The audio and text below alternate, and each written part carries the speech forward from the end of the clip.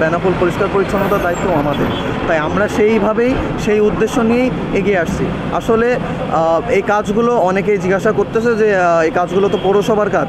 আসলে আপনারা সবাই জানেন দেশ এখন ছাত্ররা নিয়ন্ত্রণ করছে, দেশের যে মূল দায়িত্ব সেটা এখন ছাত্রদের হাতে।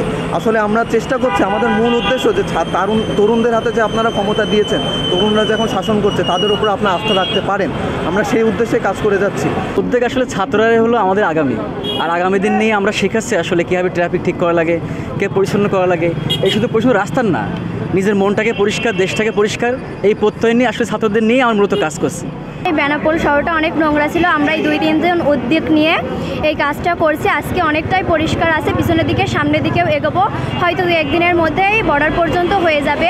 আজ আমি তো একা মেয়ে স্টুডেন্ট না, বেনাপোলে আরও মেয়ে স্টুডেন্ট আছে। আজ আমি একা এসে আশা করব কালকে তোমরাও এগিয়ে আসবা। বেনাপোল শহর আমাদের নিজের শহর, আমরা সেই শহরটাকে পরিষ্কার পরিচ্ছন্ন রাখার চেষ্টা করছি এবং আমাদের চারপাশে যে তীব্র যানজট সৃষ্টি হয় বেনাপোল শহরটা আমরা দেখেছি, আমাদের এখানে খুব যানজট হয়। এই জন্য আমরা সেটার জন্য আমরা এখানে ট্রাফিক হয়েছি এবং সেটাকে ঠিক করছি।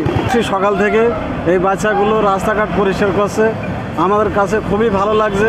আমরা প্রশংসা করি, তারা যেন এইভাবে এগিয়ে যায়, খুব ভালো লাগছে।